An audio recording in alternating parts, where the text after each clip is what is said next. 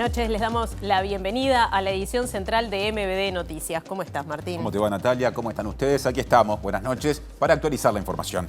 Sí, empezamos por un tema recurrente en estas horas. La bancada Frente Amplista del Senado presentará un pedido de informes al Ministerio del Interior sobre la investigación al presidente del PIT-CNT, Marcelo Abdala, tal como se desprende de los chats entre el presidente Luis Lacalle Pou y su ex custodio Alejandro Astesiano. De esta forma, la oposición busca determinar si se trató de un caso de espionaje. Claro, y además la central sindical denunció al gobierno uruguayo, el PIT-CNT, lo denunció durante la Conferencia Internacional del Trabajo de la Organización Internacional del Trabajo, la OIT, y lo denunció en ese ámbito por espionaje contra Abdala.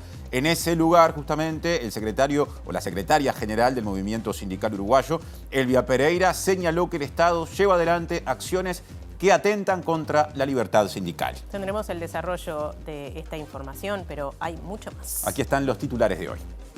El ex abogado de Alejandro Astesiano, Marcos Prieto, dijo que la ex fiscal Fossati dijo que si iban a juicio, Astesiano podía perder a su familia porque se iban a hacer públicas fotos privadas. No prosperó en la Junta Departamental de Montevideo el proyecto que proponía prohibir a los partidos políticos colocar cartelería en columnas y espacios públicos en tiempos electorales. El expresidente José Mujica expresó preocupación por la situación económica durante el próximo gobierno y advirtió que las propuestas en la campaña electoral en ocasiones no incluyen la forma de financiarlas. El precandidato presidencial colorado Tabaré Viera dijo que en la noche de las elecciones internas su partido debería acordar la fórmula presidencial.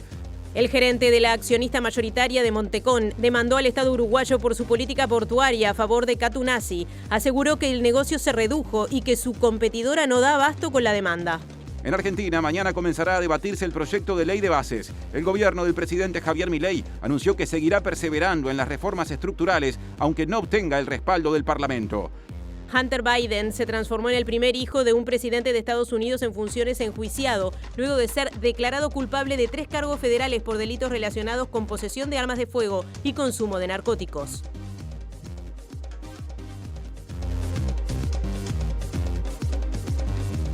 Como siempre, también estamos en vivo en sus dispositivos, en la web de TV Ciudad, tvciudad.uy, también en YouTube, y nos pueden escuchar a través de Uniradio 107.7 de FM y uniradio.edu.uy. Ahora salimos con Natalia del estudio.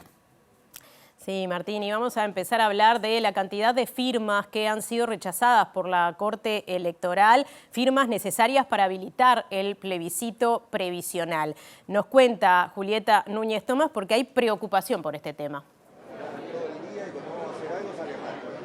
Estoy en la sede de FUCPAM, vamos a estar dentro de unos minutos nada más hablando con Enrique Cal, el presidente de este sindicato, de esta organización, justamente porque habían solicitado a la Corte Electoral poder acceder al padrón de firmas que habían sido rechazadas por parte de la Corte Electoral. La idea de la entrevista de hoy va a ser confirmar el número de firmas rechazadas y también saber cómo va a actuar de alguna manera los sindicatos organizados detrás de esta comisión para llegar al número que se exige para lograr este plebiscito. Bien, y una de la campaña electoral, nos vamos al contacto con Martín Duarte en la zona de Villa Dolores porque el precandidato colorado Gabriel Gurméndez presenta su programa. Adelante, Martín. Así es, Natalia. Buenas tardes para todos y todas. Un Uruguay que va en serio es el nombre de este programa que fue formulado y donde trabajaron alrededor de 200 técnicos, entre ellos Ney Castillo, la senadora Carmen Sanguinetti, también la participación del abogado Jorge Barrera en materia de seguridad. En algunos minutos estará haciendo referencia Gurméndez a este programa y una serie de medidas que serán presentadas en la noche de hoy. En algunos minutos los convocamos. Otra de las grandes preocupaciones es el tema de la seguridad y esta tendencia creciente de los homicidios. Diego Martini. Natalia, Martín, buenas tardes para todas y todas. Así es una noticia que se viene repitiendo y que venimos dando casi todos los días con cifras de homicidios y una normalización de por lo menos un homicidio en promedio por día, y eso hace que la tendencia genere que las cifras de homicidios superen la del periodo 2015-2020, así que vamos a estar hablando con el especialista en criminalidad, Emiliano Ragido. Otro asunto, el senador frente amplista Mario Vergara cuestionó las propuestas económicas hechas en las últimas horas por la precandidata presidencial nacionalista Laura Raffo. Es importante lograr que nuestro país sea más barato. Este gobierno dio un primer gran paso, que fue bajar la inflación a mínimos de 20 años y lograr que el salario real estuviera en máximos de 50 años. Tenemos que dar el segundo gran paso, que es abaratar el Uruguay. Me pregunto cómo se condice eso con haber entregado un monopolio en el puerto de Montevideo, que no hace otra cosa que encarecer las importaciones y las exportaciones. O sea que eso va a contramano de lo que se ha venido haciendo por parte de este gobierno.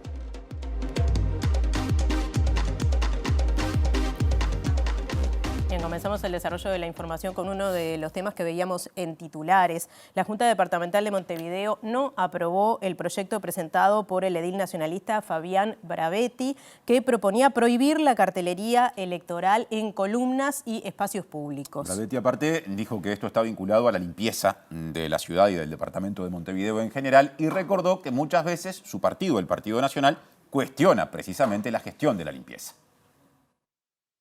El proyecto tuvo un resultado que es decepcionante, pero que no nos sorprende, porque pareciera que en campaña electoral los partidos políticos y muchas agrupaciones políticas pareciera que olvidaran lo que tanto predican, ¿no? La limpieza, el cuidado del medio ambiente pasaría a estar en un segundo plano en defensa de lo que algunos entienden que es su campaña política, que es su campaña personal. En campaña electoral los partidos políticos destinan millones de listas impresas, millones de folletos, miles y miles de toneladas de cartelería plástica que demora más de 150 años en degradarse, y con esto lo que nosotros buscamos era poner sobre la mesa también no solo campañas más limpias, no solo cambiar las formas en las que hacemos política, sino también poner sobre la mesa lo que nosotros hacemos para cuidar el medio ambiente. Esto hoy para algunos se entiende como propaganda, pero dentro de unos días todos estos carteles que están en la columna van a pasar a ser basura electoral. Yo llegué a ser edil, representante de los montevideanos, justamente criticando una de las cosas que considero que es el punto débil de la intendencia, que es la limpieza.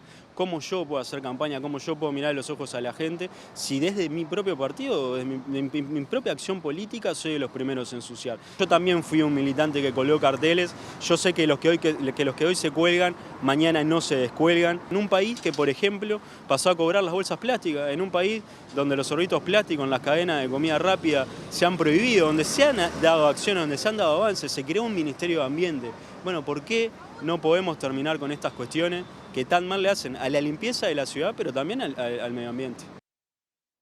Más de este tema, la edila frente amplista, en este caso Estela Pereira, admitió que la Comisión de Legislación de la Junta Departamental de Montevideo no aprobó el proyecto del edil Bravetti, a quien recién veíamos, pero defendió otras decisiones adoptadas en esta materia. Por ejemplo, recordó que se aumentaron las multas a los sectores políticos que no hayan retirado su cartelería electoral un mes después de las elecciones, ya que la sanción pasó a ser de 300 unidades reajustables, unos 516.000 pesos.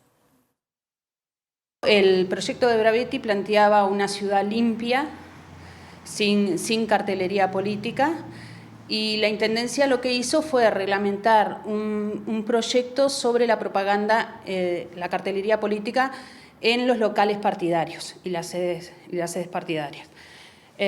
Amplía el tamaño de la propaganda, lo que hace es regula la propaganda 120 días antes de las elecciones internas y hasta 30 días de pasadas las elecciones municipales.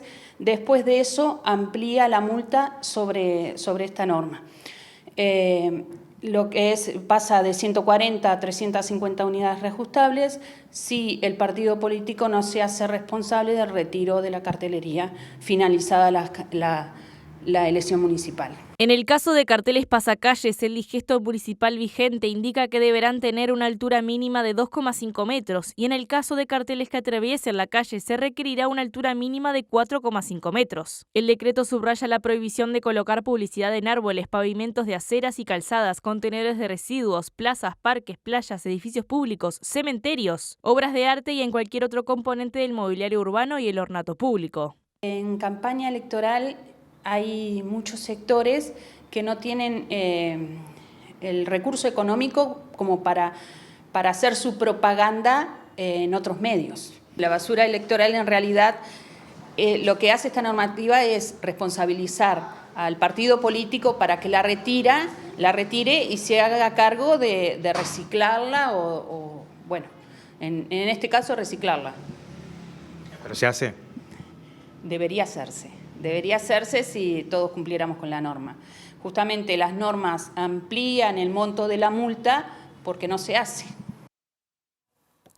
Y algunas vecinas y vecinos consultados por MBD Noticias dijeron que esta cartelería electoral es parte del juego democrático. Otras personas, en cambio, dijeron que lo que los partidos y sectores invierten en ese tipo de propaganda electoral se podría invertir en otras áreas. A mí particularmente me molesta. Me molesta no solo por el hecho que ahora está colgado carteles así por todos lados, sino todo el tiempo que demoran después en sacarlo.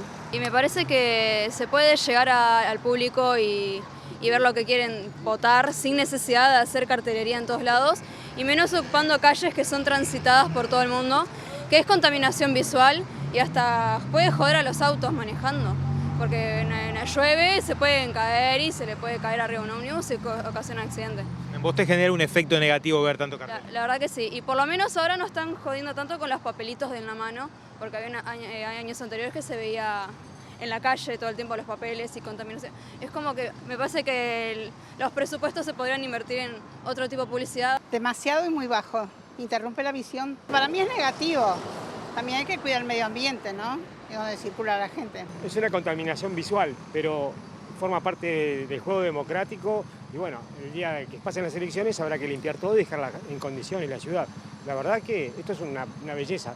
En todos los partidos, creo que casi todos los partidos están, es bárbaro esto. ¿Se detiene a ver lo que los carteles genera algún efecto a usted? Todos. Sí, claro que me detengo, los miro y me llama la atención algunos. El país fracasó, mentira, no fracasó, estamos mucho mejor. Presenta Antel Empresas. ¿Tenés Antel? Tenés un socio para hacer crecer tu negocio. Más de la campaña hacia las elecciones, pero las de octubre y por otro tema. Móvil de Julieta Núñez Tomás, que ya adelantó el contenido hace un ratito. Así es, Martín, unas elecciones que van a ser muy moditas. Parte de estas elecciones tienen que ver, estamos hablando por supuesto no de las internas, sino de las nacionales. Va a ser el plebiscito en defensa de la seguridad social y estamos justamente con Enrique Cal, integrante de FUCBAN, integrante también de la Comisión Nacional de este plebiscito. Hablábamos en la presentación de lo que sucedió con el número y la cantidad de firmas rechazadas por la Corte Electoral. Vamos a confirmar cuáles son estos últimos números que tienen y cuáles son, luego hablamos sobre los efectos de esto. En la actualidad se llevan analizadas unas 230.000 firmas, 230.000 y poco, restan casi 200.000 a analizar y tenemos un número de rechazadas que anda en 55.000 y pico.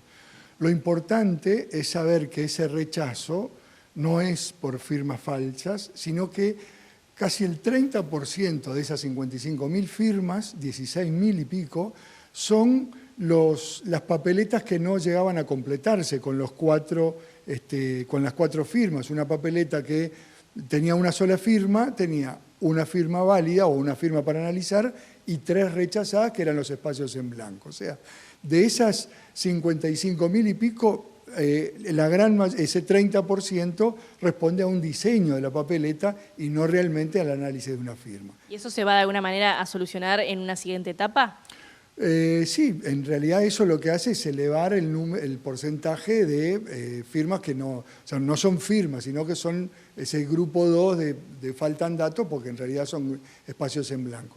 Lo que nosotros sí hemos solicitado a la Corte Electoral es la nómina de firmas que son rechazadas porque no coincide la firma actual del ciudadano o de la ciudadana con la firma que hizo a los 18 años. La mayoría de nosotros ha cambiado su firma, muchos ciudadanos firmaban en la calle y no habían tenido la previsión de mirar su credencial o llevarla encima.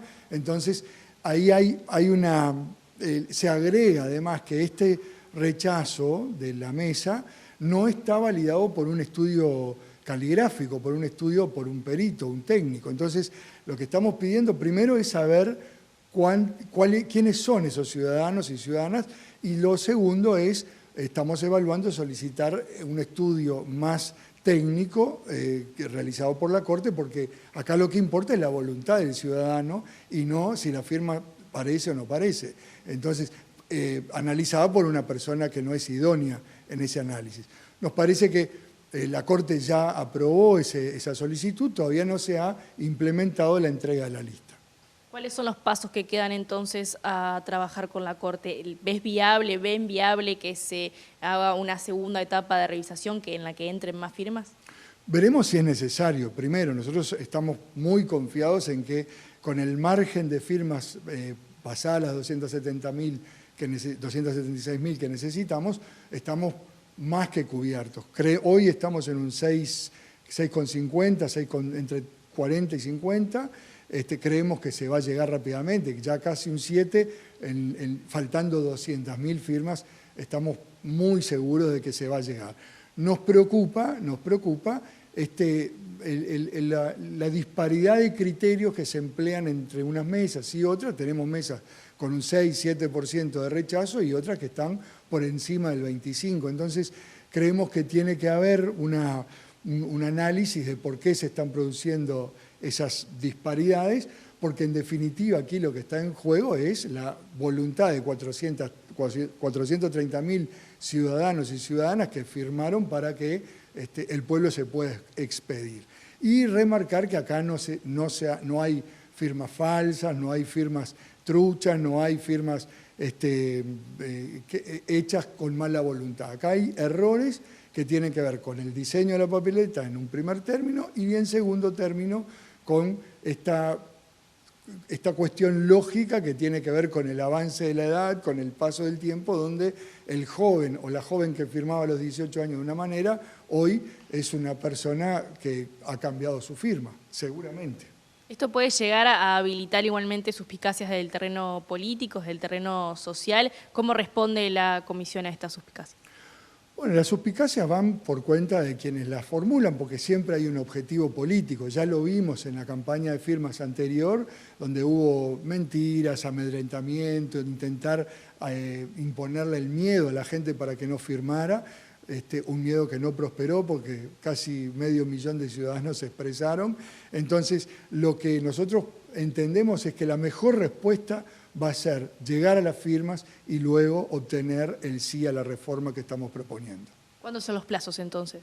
Eso depende de la Corte Electoral y del ritmo y la cantidad de mesas que habilita para la validación de las firmas. No hay un plazo específico, estamos esperando. Esa solicitud se hizo a cuenta de cuál es la situación que se puede generar en el momento de la validación final, porque no es lo mismo validar con 276.000 firmas, que son las que se necesitan. Sabemos que la Corte, una vez que obtiene el número, deja de validar.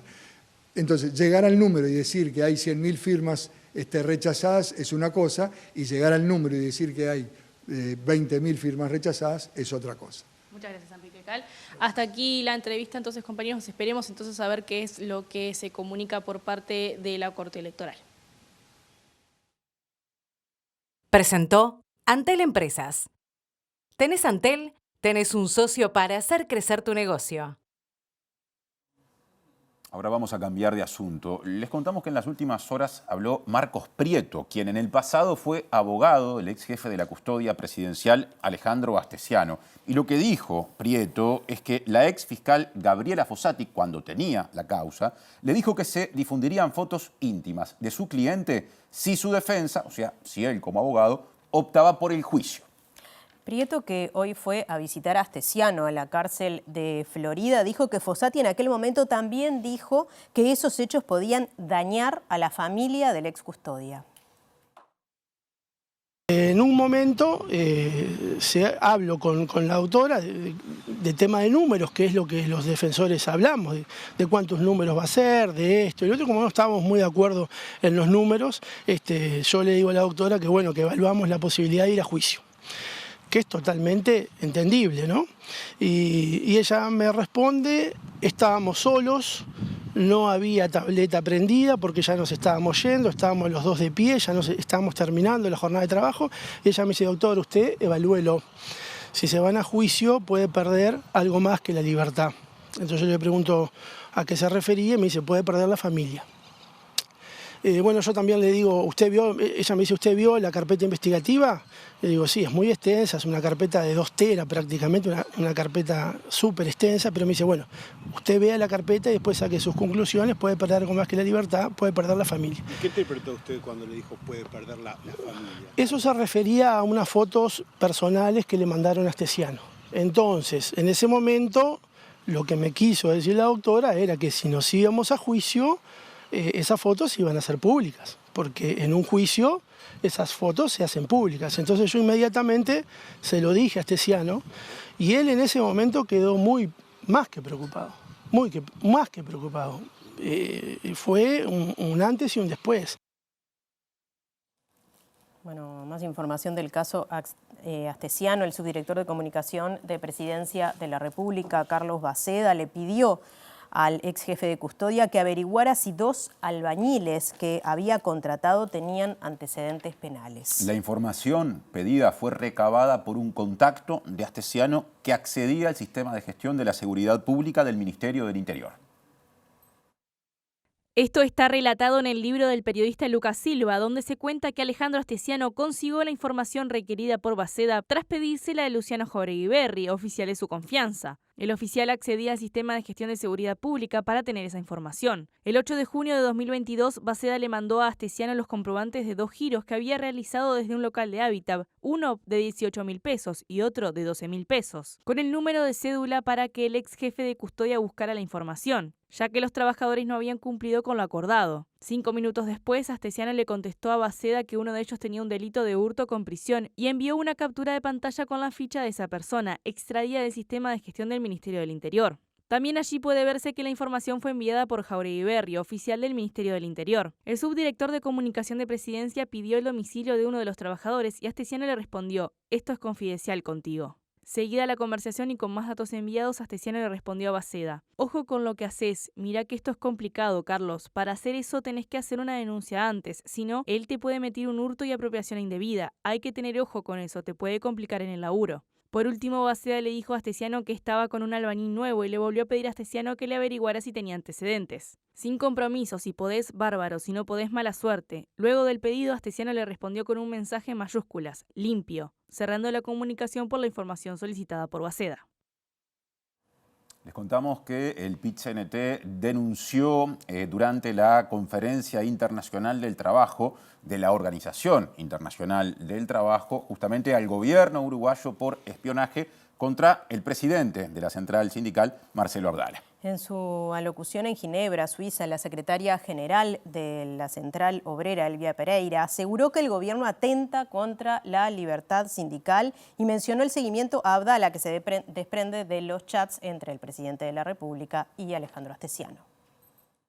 El gobierno de nuestro país lleva adelante acciones que atentan contra la libertad sindical en un sentido amplio, sancionando a militantes sindicales de la educación pública por ejercer su derecho a la libertad de expresión, modificando unilateralmente el régimen de certificaciones médicas, generando la rebaja de salarios de amplios sectores de trabajadores del Estado en abierta violación al Convenio Internacional de Trabajo 151.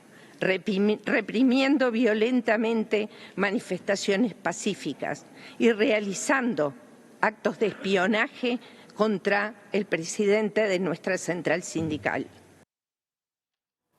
Y la bancada Frente Amplista del Senado solicitará un informe al gobierno sobre el seguimiento a Marcelo Abdala. El senador suplente Juan Castillo dijo que no se descarta ninguna acción, pero que se prefiere, o por lo menos que él prefiere, que primero el gobierno dé sus explicaciones. Y nosotros hoy en el Senado estamos construyendo una solicitud de informes, vamos a estar haciendo un pedido de informes en la jornada de hoy, sin descartar ningún paso para adelante, pero tiempo al tiempo cada una de las cosas. ¿Informes sobre? Sobre estos acontecimientos queremos que, entregada a la presidenta de la Cámara del Senado, que traslade a quien corresponda, me parece que tiene que ser al Ejecutivo o al propio Ministro del Interior, cuáles son los hechos que han acontecido, que se han denunciado públicamente, la veracidad de algunos de ellos, que nosotros queremos tener conocimiento. ¿Hay que esperar primero la resolución de la justicia para después ver el camino político o tienen que ir paralelo y al mismo tiempo?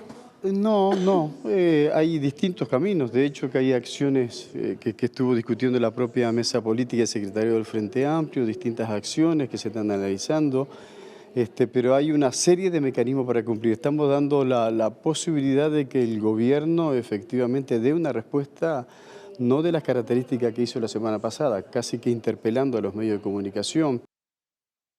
A propósito de este tema, el senador nacionalista Javier García valoró positivamente que el Frente Amplio no haya dado el paso de iniciar un juicio político contra el presidente Lacalle Pou a propósito del seguimiento a Abdala. En cambio, criticó al PIT-CNT por denunciar al gobierno ante la OIT. Aquí no hay espionaje ninguno, absolutamente ninguno, y se ve que es la misma que llegaron, porque de lo contrario, si hubiera sido, hubiera tenido otro tenor, me imagino que otros hubieran sido las circunstancias, ¿no? Las filtraciones van a terminar cuando los que están haciendo las filtraciones dejan de hacerlas. Porque como yo dije hace unos días atrás, creo que usted estaba, en la Fiscalía se ha instalado un centro de operaciones políticas que se ha dedicado bueno, justamente a filtrar cosas que deberían ser propias de un sistema judicial que es justo, que es cauto, que nunca haya pasado esto, ¿no? Y que no tiene intencionalidades políticas. Y el periodista Lucas Silva, autor del libro El caso Astesiano, una trama de espionaje y corrupción en la torre ejecutiva, dijo que el ex custodia tenía un contacto en el Ministerio de Transporte y Obras Públicas con el que hablaba acerca de licitaciones de obras en la Ruta 9. También dijo el periodista que identificar a esa persona sería clave para eventualmente corroborar la existencia de coimas y de irregularidades vinculadas a adjudicaciones de obras públicas y que justamente Astesiano en esos diálogos reclamaba un 5% para él. Esto está contenido en chats en los que se basa el libro. Estamos hablando de concesiones en el mundo de las compras militares de muchos millones de dólares. Que la ciudadanía, eso generalmente no accede a ver eso. Muchas veces quedamos en cosas más accesorias o discusiones más de... Y esa gente no le importa mucho quién gobierne, si está tal partido o tal otro. Le importa obtener su beneficio y ganar la licitación de 25 millones de dólares para su patrulla oceánica. Pero una cosa sí es hablar mal o hacer lobby, hablar bien. Otra es si hay plata de por medio para beneficiar a una empresa. Y acá parece que sí. En este caso sí. Que ahí habría corrupción. De hecho, está comprobado en el caso por el cual está condenado Astesiano, son $5.000 que le llevaron a la torre ejecutiva del piso 4. O sea, alguien entró con $5.000 y se lo dio. Y eso está probado y comprobado. Y hay otras líneas de investigación que son similares. Mismo, él pedía y conseguía cosas a cambio. Hay líneas de investigación específicamente vinculadas al Ministerio de Transporte por una licitación de la Ruta 9, que es un tema que ha salido, que ahora lo que falta determinar es, claramente Astesiano hablaba con alguien del Ministerio de Transporte. Falta ver quiénes son esas personas. Capaz que eso está en el otro 50% que yo todavía no descubrí. Entre las líneas de investigación abiertas y pendientes está descubrir la conexión entre ciudadanos rusos, Uruguay y Dubái y cómo funcionaba esa cadena de vínculos.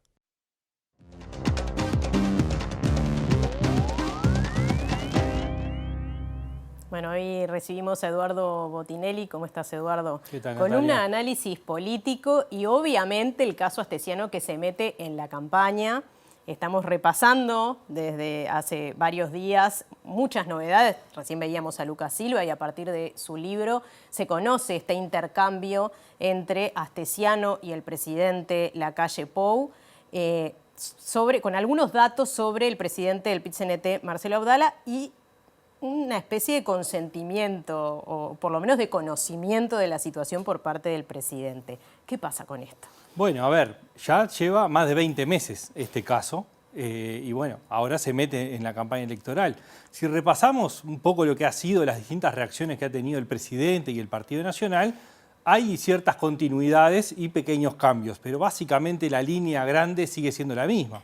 Sí. Digamos, primero es un tema que incomoda ¿no? Claramente es incómodo para el Partido Nacional, pero también para el presidente.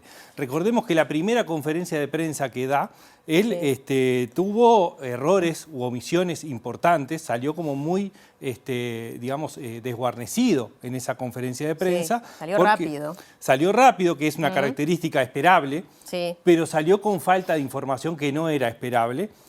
Con algunas frases incluso que seguramente, digamos, todavía se le reclaman, ¿no? Es decir, hablar de que profesionalmente era intachable, son palabras que muchas veces se cuida, ha cuidado a lo largo del tiempo mucho las formas en que se refiere a otros temas y qué palabras utiliza, y en este caso tuvo algunos que fueron errores u omisiones. También el tema de los antecedentes que si los conocía, que si no los conocía, hasta dónde. Si recibía información o no recibía Nunca información. quedó del todo claro. Bueno, son esas cosas que han quedado un poco en el tintero.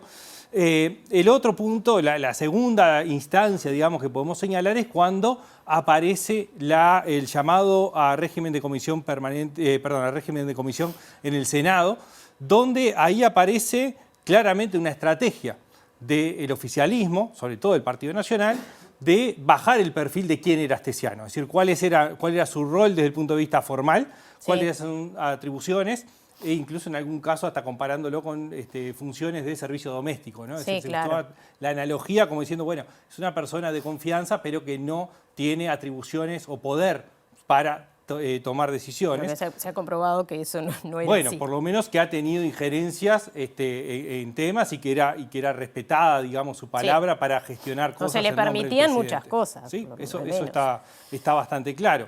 Después la estrategia que ha sido permanente ha sido la de defender la imagen de la calle Pou y plantearlo como un hecho de traición que hizo Astesiano sobre la confianza que el presidente le entregó y como un tema personal del presidente y no como un tema político. Un común denominador en varios casos. En varios casos, y en este ha sido sistemático en estos más de 20 meses que lleva el tema. De hecho, en esa comparecencia al Senado, a la comisión del Senado, Heber habla de que Astesiano era un delincuente que traicionó la confianza del presidente, casi que con esas palabras textuales.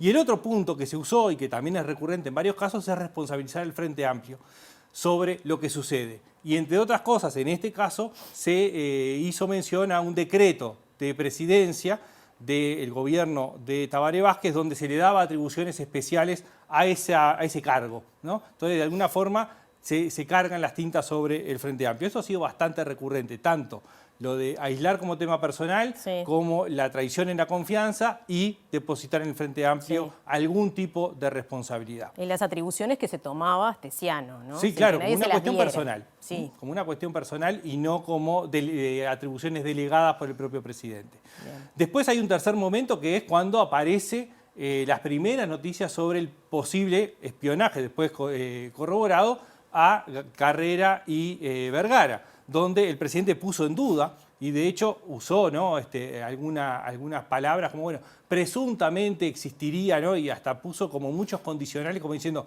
es algo que no hay ninguna certeza de que haya ocurrido y por lo tanto no voy a opinar del tema. El cuarto momento, digamos, que podemos marcar, ha habido otros, pero digamos como digamos, mojones importantes, es lo que apareció ahora, ¿no? Es los chats que hablan del seguimiento que se realizó a Marcelo Abdala, y ahí salió de nuevo como había salido en la primera.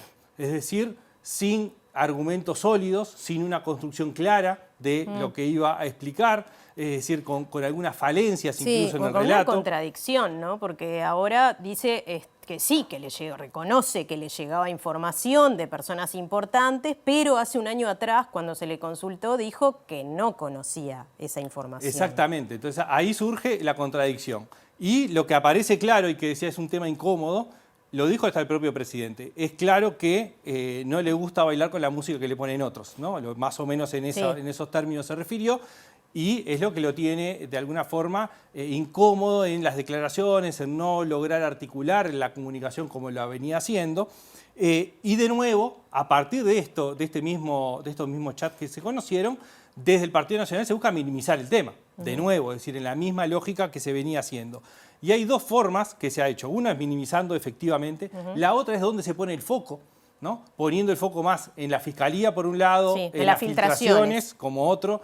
en los medios de comunicación, o que han filtrado, o que han accedido y publicado, pero no en el contenido, ¿no? Sino que se pone mucho más el foco en eso. Y el otro punto que aparece como formas que desvían de alguna forma la atención es citar otros casos, ¿no? Recurrentemente el caso Sendik, el tema de Antel Arena con Carolina Cose, como cuestiones de empezar a discutir por otro lado, o incluso el envío de la modificación de la ley de género, que sale justamente en medio de esto, ¿no?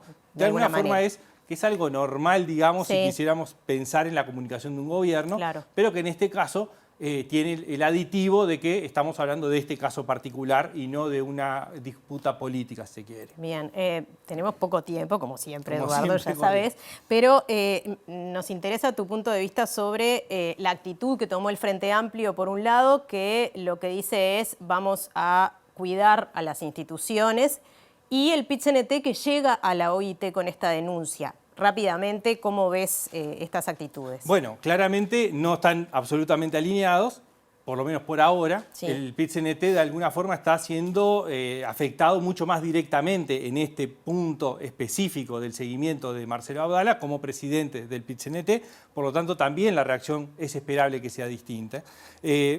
El Frente Amplio también pasó por distintos momentos, pero vamos a ir a lo de ahora, a lo último, y es, por un lado, no ir a juicio político, el cuidado de las instituciones tiene que ver también con una cuestión discursiva de cómo no está cuidando el gobierno y el presidente, es decir, de alguna forma buscar el contraste en eso.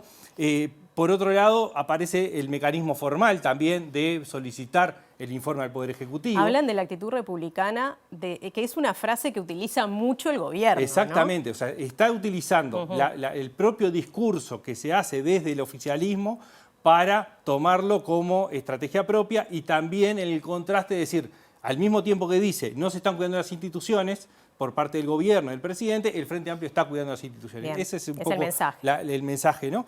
Lo que queda pendiente es qué hace el secretariado del Frente Amplio, si toma o no una resolución, en función seguramente de los avances que haya en el pedido de informe. Y el último punto es que claramente esto está en campaña y se metió en los discursos. Cuando uno mira los discursos de Cose, de Lima y de Orsi, en todos aparece o explícitamente o implícitamente el caso, sea porque se habla del caso específico, o sea porque se mencionan cuestiones de transparencia o de corrupción del gobierno que están ligados fundamentalmente a este caso. Bien, bueno, Eduardo, muchas gracias. Nos quedamos sin tiempo. Obviamente veremos también cómo se traduce esto en las encuestas, ¿no? Bueno, hay que ver si tiene impacto. Cuando miramos la película para atrás, no ha habido mucho. Bueno, hay que ver lo que hemos hablado muchas veces, qué es lo que sucede con esta sumatoria. Si efectivamente es una sumatoria o siguen siendo casos que no terminan decantando en alguna forma. Muchas gracias, Eduardo. Hasta la semana que viene. Nos vemos la semana que viene. Ya continúa Martín.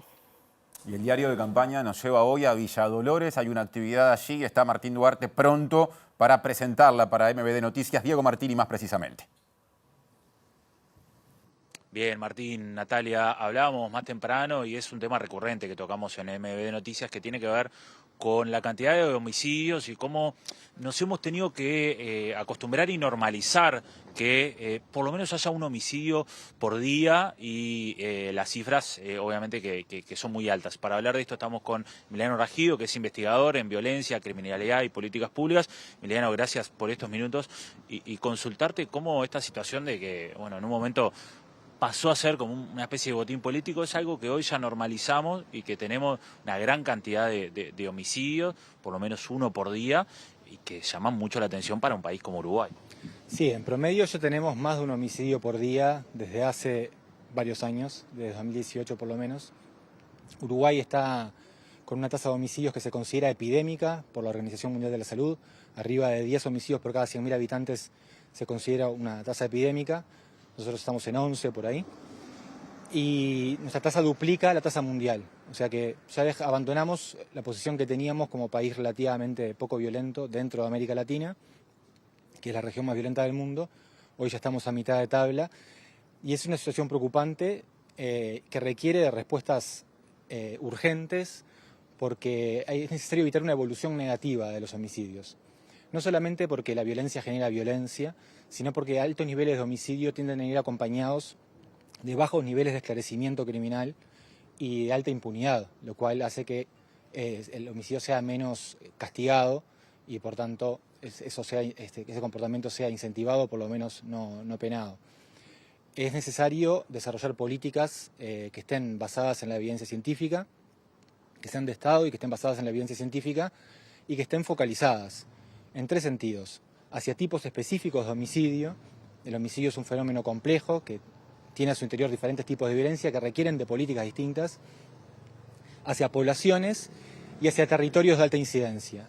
Es ahí, en esos contextos, donde los esfuerzos pueden tener mayores resultados. Entonces, necesitamos avanzar, algo que lamentablemente en campaña no he escuchado por lo pronto, hacia un plan nacional de prevención y reducción de los homicidios que dé cuenta de esta complejidad y que, basado en la evidencia científica, priorice este fenómeno, porque hay que tener en cuenta, la ciudadanía tiene que tener en cuenta de que los homicidios son muertes evitables. Los homicidios sí se pueden prevenir, contrariamente a lo que muchos actores políticos sostienen. Hay mucha evidencia a nivel internacional sobre que se pueden prevenir y sobre cómo se pueden prevenir. El enfoque que ha planteado el Ministerio del Interior de la estrategia dual de prevención y de represión, ¿qué otros resultados ha tenido en otras partes del mundo? ¿Y puede llegar a dar resultados? Obviamente no en el corto plazo, pero puede llegar a dar resultados. Esto de la estrategia dual es un enfoque muy general, no solamente para los homicidios, sino para encarar los temas de seguridad. Entonces, está bien plantearlo, pero para prevenir los homicidios se requieren de respuestas mucho más específicas que un abordaje casi filosófico de los problemas de seguridad, que por supuesto tienen una pata de prevención, una pata de represión, tiene que haber también una pata de investigación, de rehabilitación. Son grandes dimensiones, digamos, que están presentes a la hora de enfrentar cualquier problema criminal. Pero los homicidios no son cualquier delito, y distintos delitos requieren distintas soluciones, e incluso dentro de los homicidios necesitamos hacer diferentes cosas para prevenir distintos tipos de homicidio. Esto es una preocupación que creo que está instalada, pero todavía no se han articulado, creo, todas las respuestas que son necesarias. El Ministerio ha dado algunas señales positivas en los últimos tiempos, pero son cosas que recién se están anunciando o que recién están dando los primeros pasos y por lo tanto todavía no sabemos si van a dar resultado. Algunas cosas interesantes que se están haciendo es mejorar el área de investigaciones. Es muy importante tener una policía especializada en la investigación de los homicidios. Eso es algo que se ha puesto en funcionamiento de forma muy reciente. También se ha avanzado en algunos programas que creo que están en proceso de implementación reciente o en la capacitación de quienes van a implementar, como los programas de mediación entre grupos criminales a partir de la experiencia de la ONG internacional Cure Violence. Pero son cosas que estamos recién anunciando cuando se está terminando el periodo de gobierno y dependerá del próximo gobierno si se mantienen, si se profundizan y sobre todo, lo que es importante, si se evalúan para saber si estamos haciendo las cosas bien o si al menos podemos aprender de lo que no funciona. Gracias, Emiliano. Muchas gracias a ustedes. Volvemos a estudio, compañeros. Y vamos a cambiar de tema, porque el gerente de desarrollo de Neltume Ports, que es la empresa que controla la mayoría del paquete accionario de la operadora portuaria Montecón y que demandó al Estado por la extensión de la concesión de la terminal de contenedores del puerto de Montevideo, aseguró que su negocio se redujo a no más de 20% del volumen o del nivel anterior tras la decisión. Dijo que la prórroga de la concesión fue un intento del gobierno por evitar el arbitraje internacional por 1.500 millones de dólares impulsado por la multinacional Katu Nazi y que como consecuencia de ello ahora el Estado afronta 2 arbitrajes por varios cientos de millones de dólares. El arbitraje se funda en que el gobierno de Uruguay adoptó medidas que impiden a Montecón transferir y almacenar contenedores, lo que constituye el incumplimiento de compromisos asumidos por Uruguay en el acuerdo de promoción de inversiones suscrito con Chile, sostuvo Fernando Rebeco, gerente de desarrollo de Neltume Ports. Sus declaraciones se publicaron el 8 de junio en el diario La Tercera, 2 semanas después de activar el litigio en el Centro Internacional de Arreglo de Diferencia con Arreglo Inversiones, CIADI, del Banco Mundial. Antes, el 9 de mayo, había iniciado el mismo camino ATCO, firma canadiense que completa el paquete accionario de Neltume. Ambos litigios suman unos 1.200 millones de dólares. La cifra es 300 millones menor que la fijada por Catón Natí al principio de la gestión de Luis Lacalle Pou, cuando amenazó con ir al CIADI porque, según sostenía, Uruguay favorecía a Montecón, que lideraba el negocio moviendo más del 80% de la carga operada.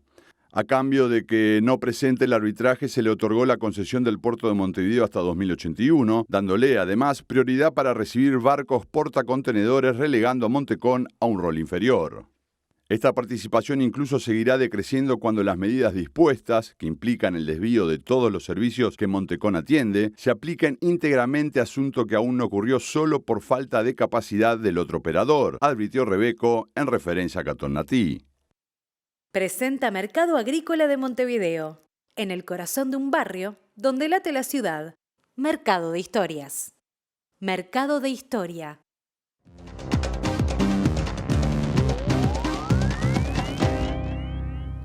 ¿Qué tal? Buenas noches. Abrimos el capítulo internacional y lo hacemos relacionando a la República Argentina en esta parte porque la semana próxima está previsto que las autoridades económicas del vecino país se reúnan con el Fondo Monetario Internacional para la 8ª revisión del acuerdo que tiene ese país con el organismo internacional desde la época de Alberto Fernández, recordemos, para hacer frente a ese préstamo de 45.000 millones de dólares que en su momento tomó el gobierno de Macri del Fondo Monetario Internacional. La expectativa es que, se llegue a un acuerdo, que se le otorguen 800 millones de dólares al vecino país para hacer frente al cepo cambiario, que es una de las grandes aspiraciones del gobierno argentino. Otra de las grandes aspiraciones es que mañana en el Senado se apruebe la ley Bases, esa ley ómnibus, que fue perdiendo artículos, que fue perdiendo muchas de sus características hasta llegar a esta situación, en una votación que podría darle, aunque no tiene la mayoría en el Senado de la Libertad Avanza, la posibilidad de que, luego de esa instancia pase a diputados y finalmente el gobierno lo logre. Pero todavía eso está en dudas. Lo que sí se espera es una ardua jornada con muchas discusiones y además el gobierno de Milei dijo que se apruebe o no, va a seguir adelante con los cambios estructurales. El vocero del gobierno argentino, Manuel Adorni, aseguró que el Ejecutivo seguirá su camino, se sancione o no esta ley clave, aunque reconoció que la norma es un acelerador para transformar profundamente el modelo económico y social de Argentina, con un enfoque en el liberalismo económico y la reducción del rol del Estado en la economía. Nuestro camino lo vamos a seguir recorriendo con o sin ley Bases, declaró este lunes Adorni en conferencia de prensa en vísperas de que la polémica norma que ya fue aprobada por la Cámara de Diputados llegue al Senado. Con esta iniciativa legislativa que el pasado 29 de abril obtuvo luz verde en la Cámara de Diputados, el gobierno también busca atraer inversiones al desregular la economía y reducir el peso del Estado. El Ejecutivo, cuya fuerza política La Libertad Avanza se encuentra en minoría parlamentaria y carece de gobernadores, sigue negociando con las autoridades provinciales y senadores para aprobar la norma, que se espera vuelva con modificaciones a la Cámara de Diputados para su aprobación definitiva. Para los analistas, Milei necesita lograr la aprobación de la ley Bases a fin de mostrar la sostenibilidad de su gestión económica, por lo que después de que el Ejecutivo fracasara en aprobar un proyecto más ambicioso en febrero pasado, ha presentado uno con menos artículos para lograr su aprobación. Hace unos días les informábamos que el expresidente Donald Trump se había transformado en el primer expresidente de Estados Unidos en ser enjuiciado y declarado culpable. Y ahora Hunter Biden, el hijo del presidente Joe Biden, se ha transformado en el primer hijo de un presidente en ejercicio que le pasa lo mismo, por 3 delitos federales: posesión de armas, consumo de narcóticos y posesión de armas consumiendo narcóticos. Esto es lo que le cabe luego de que el juzgado de Delaware decidiera que Hunter es culpable. Va a apelar. El presidente, que tiene la posibilidad de indultarlo, dijo que no lo va a hacer. Se trata de la primera vez en la historia de los Estados Unidos que el hijo de un presidente en ejercicio es enjuiciado y, según la sentencia, 2 de los cargos corresponden a acusaciones de que el hijo de Joe Biden presentó un formulario en el que aseguró que no estaba consumiendo drogas ilegales al momento de comprar un revólver Colt Cobra en octubre del 2018, mientras que el tercer cargo indica que poseía un arma de fuego mientras consumía narcóticos. Hunter Biden puede enfrentar una pena máxima de 25 años de prisión, mientras que cada cargo también conlleva una multa máxima de $250.000, aunque los expertos destacan que las personas que carecen de antecedentes penales no suelen recibir la pena máxima. Hunter Biden expresó su gratitud a su familia y a su esposa, pero se mostró decepcionado por el resultado, mientras que su abogado Abel Owell indicó que perseguirán enérgicamente todos los recursos legales disponibles. Al ser cargos federales, Joe Biden tendría el poder de indultar a Hunter en cualquier momento, pero el propio presidente declaró la semana pasada que no planea hacerlo hacerlo, destacando que ama a su hijo y que la familia está muy orgullosa del hombre que es hoy, reafirmando su decisión de aceptar el resultado y respetar el proceso judicial, mientras Hunter considera una apelación. El secretario de Estado norteamericano Antony Blinken está en Oriente Medio tratando de convencer a Israel de que acepte la propuesta de alto al fuego que ha presentado Estados Unidos y que ya ha sido aceptada por Hamás, que ha enviado algunas consideraciones que no tienen mucha aceptación desde el lado israelí, pero de todas maneras recordemos que el gobierno de Benjamín Netanyahu está en la cuerda floja. Por un lado, porque tiene la presión de los sectores ultraconservadores y por otro también porque el gabinete de guerra se vio menguado luego de la decisión de Benny Gantz de abandonarlo, un líder de la oposición, y allí está la cosa. Lo cierto es que mientras se aguarda esto, bueno, ahora también se considera por parte del Organismo de Derechos Humanos de Naciones Unidas que tanto la incursión de Israel para liberar a los rehenes como lo que lleva adelante Hamás se puede considerar un crimen de guerra.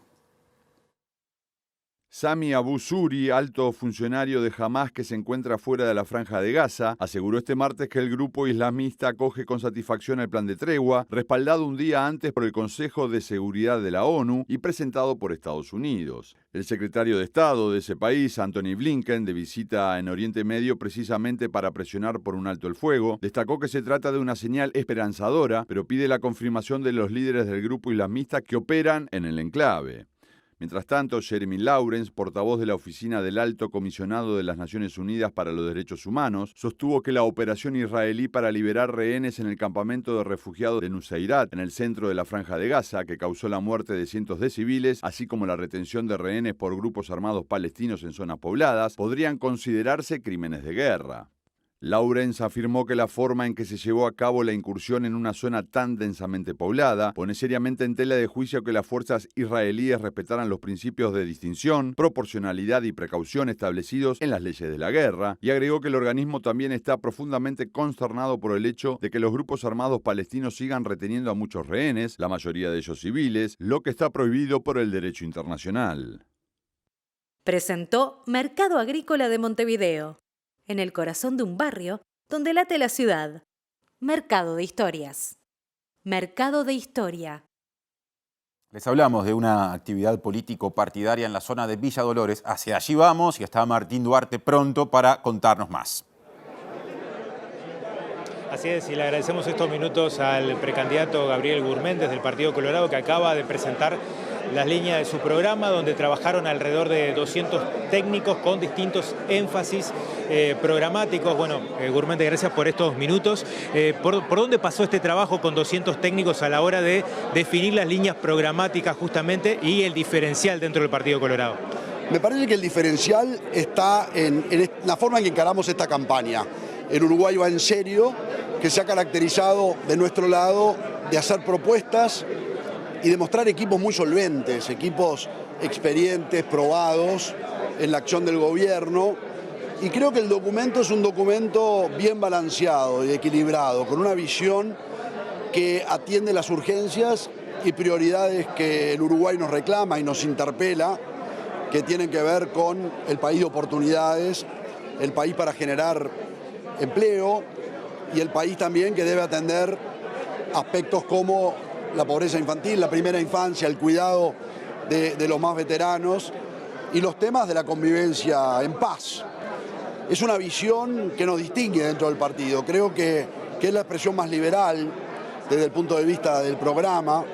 Creo que es la que va más concreto, fuera de diagnóstico, sino que va bien a propuestas innovadoras y claras de los problemas de la gente y con una visión muy integral.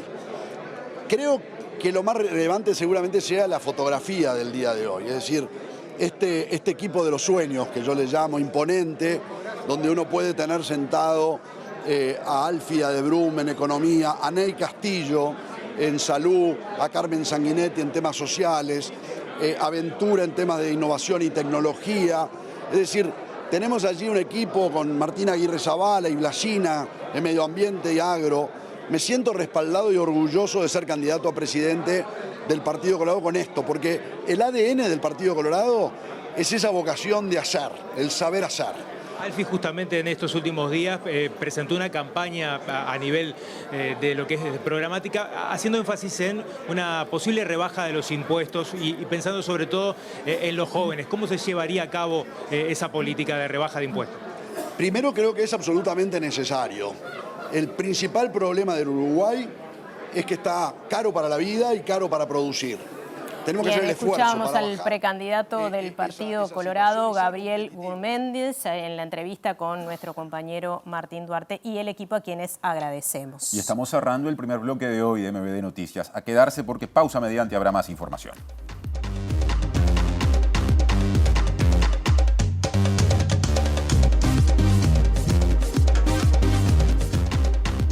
Efímera reaparición de la dupla conductora de MBD Noticias. Damos el tiempo y nos vamos. Repasito rápido de los datos del tiempo. Va a continuar la humedad impresionante, 100% de humedad había hoy, y va a seguir con neblinas, con bastante nubosidad y las temperaturas que aumentan, pero más lento de lo que se había pronosticado. Mañana miércoles 12 de junio, 16 la mínima, 22 la máxima. Para mañana miércoles hay alguna probabilidad de precipitaciones, así está dicho, no así para el jueves, para el que en cambio sí se están pronosticando vientos en Montevideo y el área metropolitana. Para ese día, mínima 18 grados, máxima 24. Bien, bueno, nos estamos yendo y como todos los días los invitamos a quedarse en la pantalla de TV Ciudad porque ya viene Lado B. Mañana tempranito, 8 de la mañana, primera edición, primer turno informativo de MBD Noticias a las 13 del segundo y estaremos junto con Natalia 18:55. Que pasen bien. Hasta entonces.